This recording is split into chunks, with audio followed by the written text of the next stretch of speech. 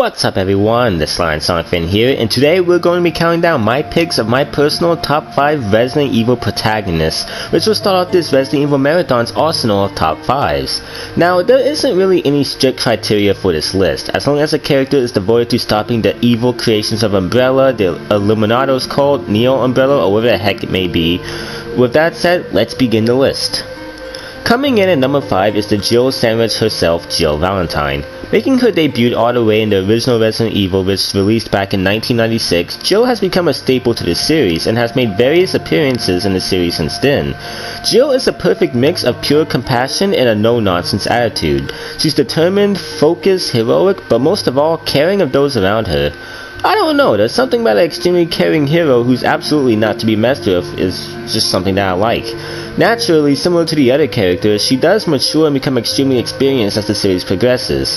However, I don't appreciate how in the Resident Evil 3 remake, they toned her caring nature down to make her more silent and cool, which takes away why I like her so much in the first place, and also shows this is not the Jill sandwich we all know and love. Anyways, Jill's heroic attitude mixed with her extreme skill allows her to take the number 5 spot. Coming in at the number 4 spot not only happens to be Jill's partner, but a boulder-punching powerhouse, Chris Redfield. Making his debut in the first game alongside Jill, Chris started off as a competent but clueless soldier thrown abruptly into a mansion filled with all types of terrors, alongside his team composed of the completely non-suspicious Wesker, Barry, and Jill. However, just like the other characters, Chris grew more experience in the face of BOWs, and now he's a shredded monster of the BSAA. He's now dedicated his life to keeping the road safe from biological threats. Now, I'm going to be honest, there's nothing necessarily complex or interesting about Chris. Similar to Jill, he's just an overall likable character who's a staple to the series.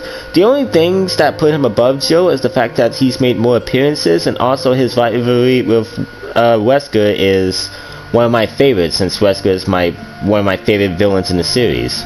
But what am I talking about? My favorite villain in the series, just one of my favorite villains in video games. Yeah, sorry guys, I messed up talking.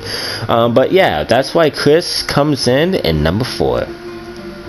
Coming in the number 3 spot is Jake Muller, who made his first debut in 2013's Resident Evil 6. I know you Resident Evil fans are going to hate me for putting a character from Resident Evil 6 of all games above 2 fan favorite staples, but I can't help it. Jake is pretty awesome. Jake Muller is the son of Albert Wesker, who's perished at the end of the 5th main entry in the series. It's implied that Jake had a rough, fatherless childhood, which would explain his current position as a selfish mercenary.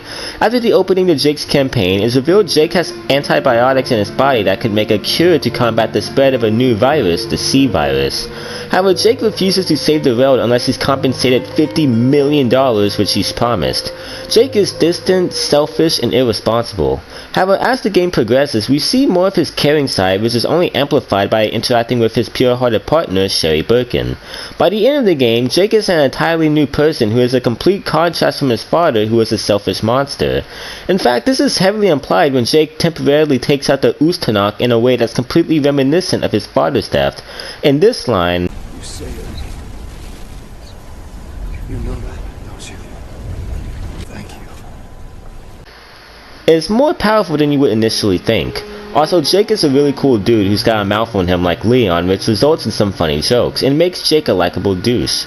All of these reasons are why Jake Muller takes the number 3 spot. Coming in at number 2 is Cherie Birkin, who, like I said, is Jake's partner. Making her debut all the way in the second installment in the series, Resident Evil 2, which released in 1998, Cherie was first introduced as a helpless, innocent little girl witnessing the horrors of Raccoon City firsthand. Guided by Claire Redfield, Cherie has to escape a compromised police precinct filled with zombies, lickers, and Cherie's parents. Her dad, William Birkin, who's infected by the G virus, which is mutating him into an unrecognizable monster, and her mother, who's a nutty scientist. Any child who experienced this would probably be scarred beyond recovery. However, Cherie, probably motivated by this experience, becomes a special agent. Similar to Jill Valentine, Cherie is really compassionate and caring of those around her, and to see her grow from a scared little girl to a brave special agent, keeping the road safe, is really cool. These reasons are why Cherie takes the number 5 spot. Coming in at number 1 is Leon S. Kennedy. Leon is easily the most evolved character out of the series. When Leon made his debut along with Cherie in 1998's Resident Evil 2, Leon was a gullible, inexperienced rookie cop who found himself in the Raccoon City outbreak on literally his first day on the force. We find out the only reason Leon joined the force was to help people, and his will to save others is his defining motivation and goal above anything else. However, Leon's caring nature is put to the test as he sees many people fall victim to the T-virus outbreak, and he's voluntarily paired with a cynical, mysterious woman by the name of Ada Wong, who is a complete contrast from Leon's goodwill, and she has no nonsense and only cares for her mission. After the second game, the government is impressed by Leon surviving an incident like Raccoon City on literally his first day in the force, and he's recruited as a special agent of the government. After immense training, we see a different Leon in Resident Evil 4. A Leon who's completely experienced and has grown so confident he even has a mouth on him. Now Leon is a highly trained, highly experienced special agent who cracks the player up and annoys the crap out of his enemies with his abundance of jokes and sarcasm. Then in Resident Evil 6 and Vendetta, we see a Leon whose years of seeing horror and death is starting to catch up to him and to grow a cynical attitude. However, no matter what, Leon still loves protecting the innocent and still has a mouth on him, and I'm curious to see where Capcom will take him next. Leon is a fun character with the most interesting arc out of the Resident Evil cast, which allows him to come in number 1.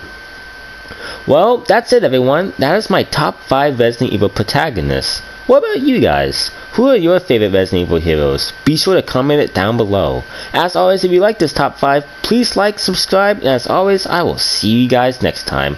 And stay tuned to more Resident Evil content, including more top 5s. Peace everyone.